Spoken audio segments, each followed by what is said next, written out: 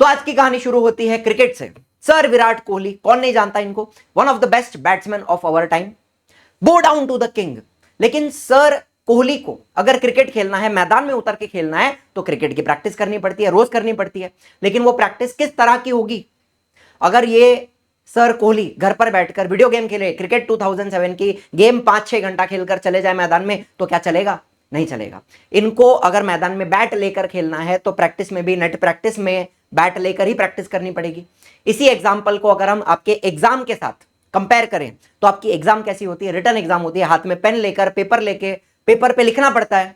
आपकी written exam है, तो इसकी प्रैक्टिस भी कैसी होगी? रिटन प्रैक्टिस होगी। ध्यान से सुनिएगा, बहुत सारी बातें हैं जो आज के वीडियो में मैं आपके साथ शेयर करने वाला हूं। पूरा वीडियो देखोगे तो बात समझ में आएगी, गहराई से समझ में आएगी, अदरवाइज आधी अधूरी बातें में मजा नहीं आएगा।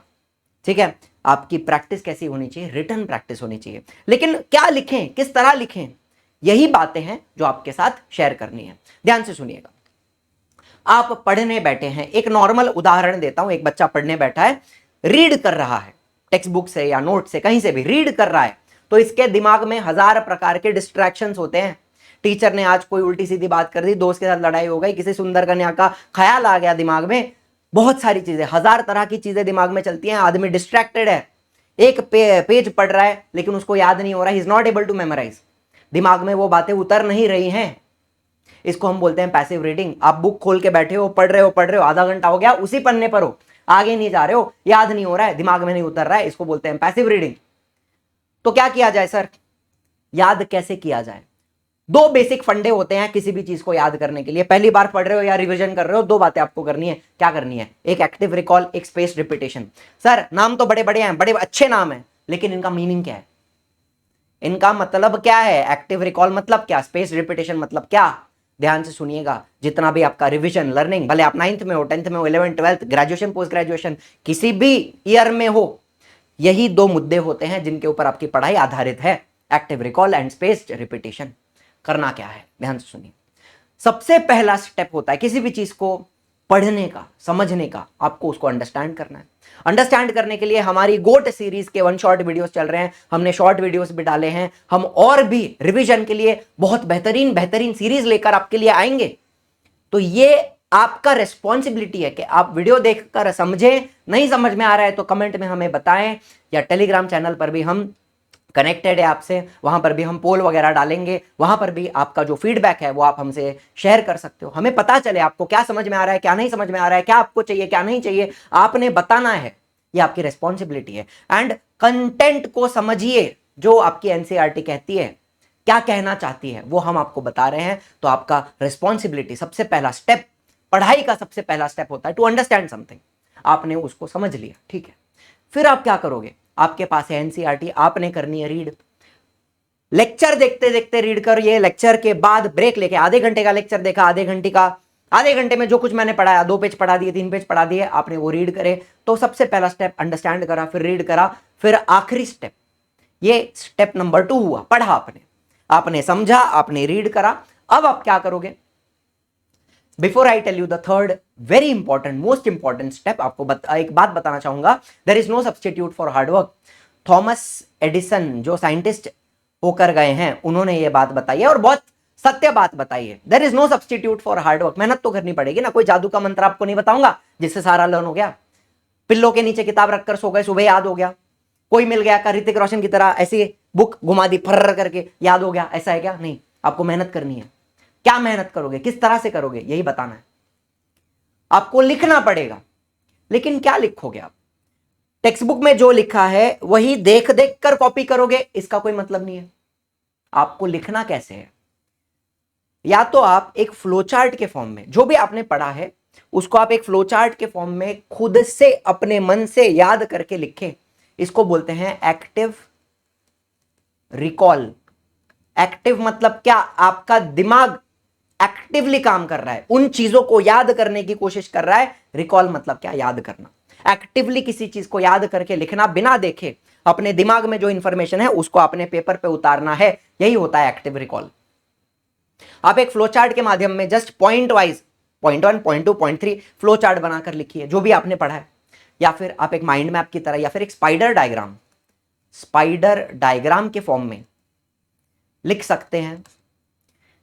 अगर ये बातें आपको समझ में नहीं आती, सर क्या करना है, नहीं समझ में आ रहा है, डायग्राम कैसा रहेगा, माइंड मैप कैसा रहेगा, अगर ये चीजें कंफ्यूजिंग हैं तो मैं खुद क्या करता हूं, मेरा व्यक्तिगत मत क्या है, पर्सनली मैं बोलता हूं जस्ट सिंपली राइट। जो आपके दिमाग में आया, जो आपने पढ़ा था, जैसे भी आ रहा है आप सीधा उसको लिखते जाइए। कोई चिंता मत कीजिए कि पॉइंट बनाना है कि पैराग्राफ में लिखना है, किस तरह, बस आप लिखते जाइए, जैसा आपको याद आ रहा है आपने लिखना है। आपने किसी चीज को अगर रात को पढ़ा था, सबसे इंपॉर्टेंट बात आपको बता रहा हूं, याद करने का एक सिंपल तरीका, रात को आप अगर रीड कर रहे हो, रात को आप लर्निंग करो सोने के पहले, एंड जब सुबह उठोगे ना, 6 से 7 घंटे की नींद आपकी कंप्लीट हो गई। सुबह जब आप 6 या 7 बजे उठ रहे हो, सबसे पहले बिना ब्रश करे, बिना कुछ और करे, पहले आप लिखो। ठीक है, ब्रश वगैरह कर लो, कोई बात नहीं, प्रेशर जोर से आ गया कर लो, लेकिन उसके बाद जो आपने रात को लर्न करा था वो आपने एक कोरे पन्ने पे लिखते जाना है। ज्यादा सोचना नहीं है, जितना याद आ रहा है लिखिए। फिर अगर पता चला कुछ मिस हो गया है तो आप उसको, जो पॉइंट मिस हुआ है उसको आप फिल कर सकते हो। अब यहां पर आपको एक सिंपली एक एग्जांपल देना चाहूंगा कि अगर मैं chemical reaction and equation chapter पढ़ने बैठा हूं, उसमें मैं टाइप्स ऑफ रिएक्शन पढ़ रहा हूं। क्या पढ़ रहा हूं? टाइप्स। तो सबसे पहली टाइप मेरे दिमाग में आई, हाँ कॉम्बिनेशन। कॉम्बिनेशन, चलो, मैं ना मेरे हैंडराइटिंग की कोई मुझे चिंता है, ना मुझे चिंता है कि पॉइंट बनाना है या पैराग्राफ बनाना है, मैं बस लिखते जाऊंगा जो मेरे दिमाग में आ रहा है। कॉम्बिनेशन, कॉम्बिनेशन में सबसे पहले तो डेफिनेशन क्या होती है इसकी, टू और, ठीक है, वीडियो हल्का सा 2 मिनट यहां पे लंबा होगा, लेकिन आपको फटाफट बता देता हूं कि क्या मेरे दिमाग में आया। Two or more reactant combine to form a single product, बराबर है। रिएक्टेंट कंबाइन होंगे, 2 से ज्यादा रिएक्टेंट हो सकते हैं, कंबाइन होकर एक सिंगल प्रोडक्ट बनाते हैं, यही होता है कॉम्बिनेशन रिएक्शन। अच्छा ठीक है, इसके कुछ उदाहरण लिखना चाहूंगा मैं। तो मेरे दिमाग में आया carbon plus oxygen gives me CO2, ये कॉम्बिनेशन है। ठीक है, इसको मैं एक एरो करके दिखा देता हूं। एक और मुझे दिखता है H2 plus O2 gives me H2O। अब ये बैलेंस नहीं है तो मैं इसको फटाक से बैलेंस करने की कोशिश करूंगा कि मैं अगर यहाँ 2 लगाऊं और यहाँ 2 लगाऊं तो ये बैलेंस हो जाता है। ठीक है, फिर मेरे दिमाग में एक और आता है, magnesium plus oxygen gives me MgO, magnesium oxide. ये भी बैलेंस नहीं है तो इसको मैं बैलेंस करने की कोशिश करूं तो यहाँ 2 लगाऊं और यहाँ 2 लगाऊं, क्या बात बराबर है? ये 3 रिएक्शन मेरे दिमाग में आए। फिर एक और चौथा रिएक्शन आ रहा था जिसमें मैंने कैल्शियम ऑक्साइड लिया हुआ है, उसका नाम भी आपको लिख देना है, क्विक लाइम है। ठीक है, आपने लिखा, इसको पानी में डाला, पानी में डालने के बाद बनता है calcium hydroxide, COH twice, plus heat भी आती है। अब ये हीट क्या होती है, ये एक नया, थोड़ा यहाँ पे नया एडिशन हो गया। हीट क्या है? हीट आई मतलब मैं इसको बोला एक्सोथर्मिक है, एक्सोथर्मिक रिएक्शन है, हीट बाहर आई। तो ये बात मेरे को समझ में आई। चलो यहाँ पे फिर मैंने एक और बात यहाँ पे लिखी, इतना याद करते करते मैंने लिखा कि ये जो रिएक्शन है, कैल्शियम हाइड्रोक्साइड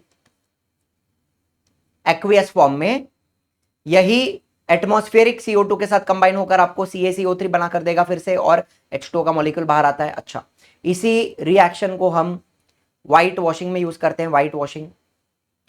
तो ये सारी बातें मुझे जैसे जैसे याद आ रही थी, मैंने बस एक पन्ने पे लिखना चालू करा, एंड ये मेरा कॉम्बिनेशन रिएक्शन खत्म हुआ।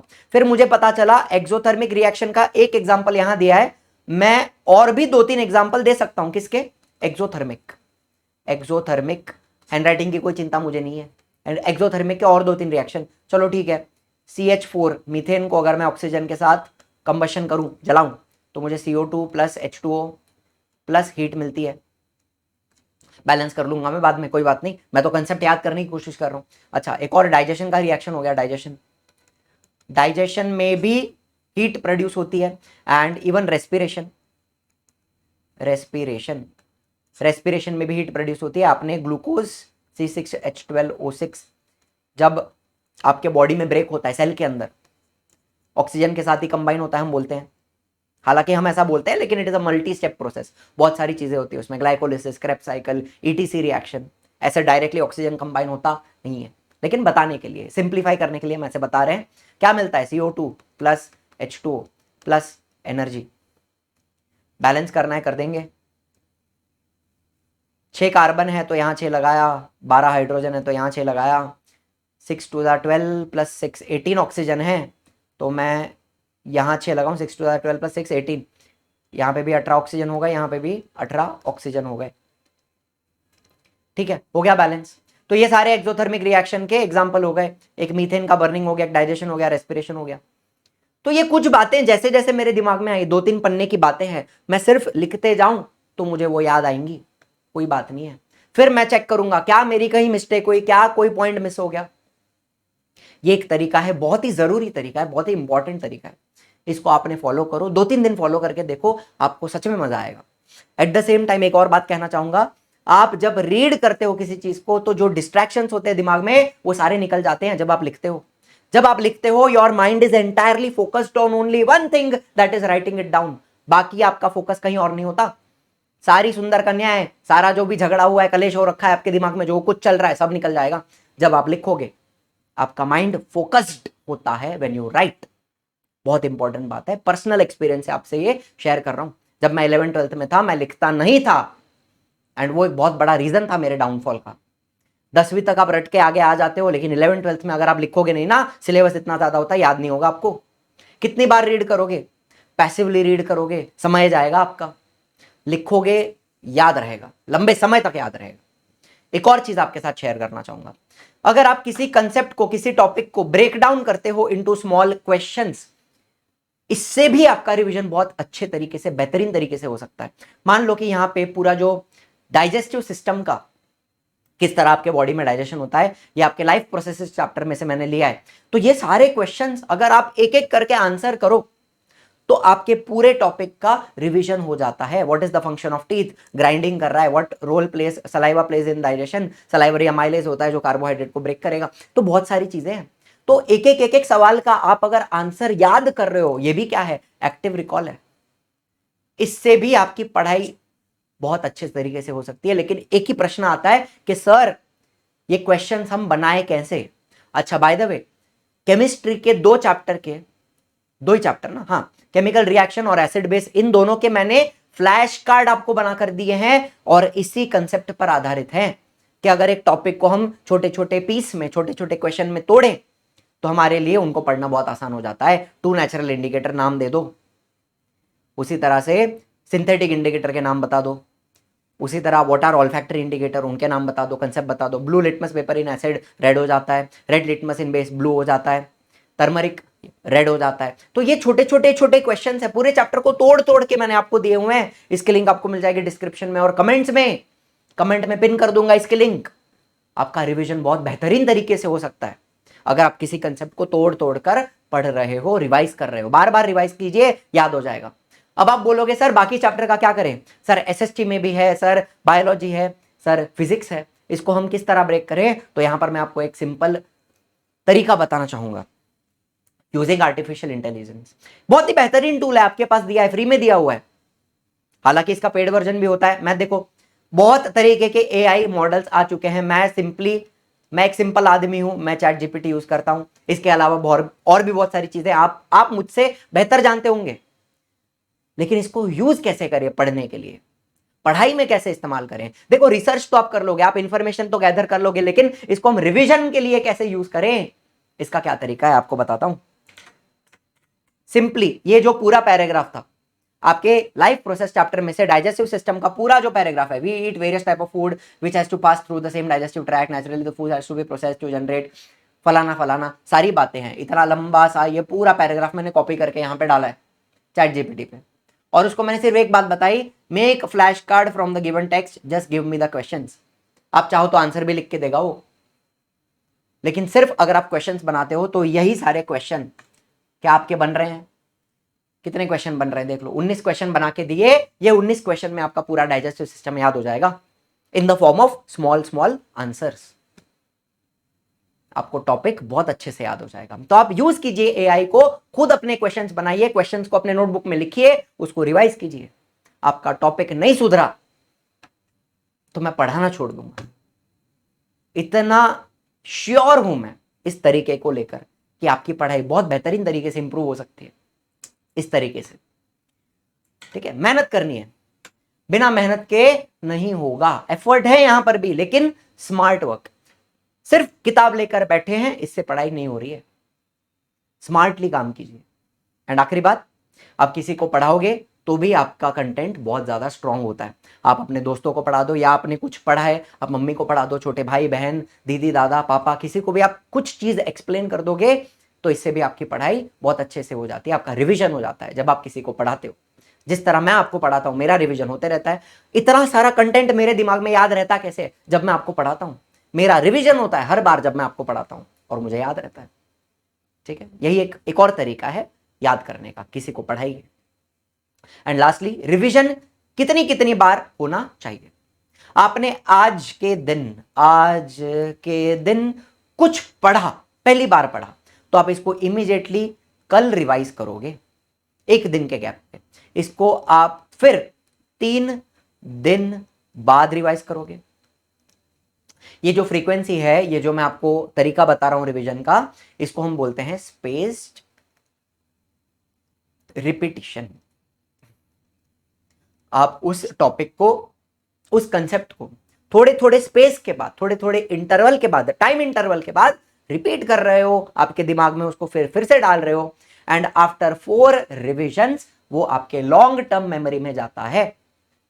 पहले दिन में वो आपके शॉर्ट टर्म मेमोरी में होगा, आप उसको एक बार पढ़ के छोड़ दोगे, भूल जाओगे। एक हफ्ते बाद कोई पूछेगा आपको याद नहीं आएगा, लेकिन आपने आज पढ़ा, आपने कल पढ़ा, 3 दिन बाद पढ़ा और 1 वीक बाद पढ़ा, उसके बाद वो आपके लॉन्ग टर्म मेमोरी में जाता है। तो जब 5वीं बार पढ़ोगे, आप 1 मंथ बाद भी पढ़ोगे, आपको याद आएगा।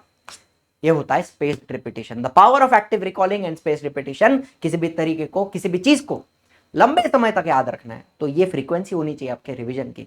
अगेन सर आप बोलोगे टाइम नहीं है, टाइम मैनेज नहीं हो रहा है, मेहनत है, करो टाइम मैनेज, लाओ एफर्ट्स, लगाओ एफर्ट्स, तब जाके होगी पढ़ाई, तब जाके आएंगे आपके 98% या 99% या 100%। जो आप चाहते हो, जो आपकी इच्छाएं हैं, वो मेहनत से ही पूरी होती हैं।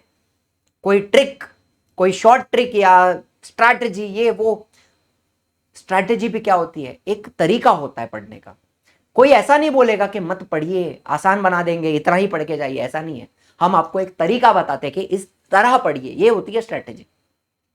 ये चैप्टर स्किप कर दो, वो कर दो, नहीं, पढ़िए, सब पढ़िए, लेकिन एक तरीका होता है पढ़ने का, वो मैं आपको यहां पे बता रहा हूं। ठीक है, तो आई होप ये सारी इंफॉर्मेशन आपको काम आएगी, आपका स्टडीज बेटर होगा, यही हम चाहते हैं, यही हम सारे टीचर चाहते हैं रिस्टार्ट के। तो again thank you so much for joining, I will see you in the next one, tata bye bye.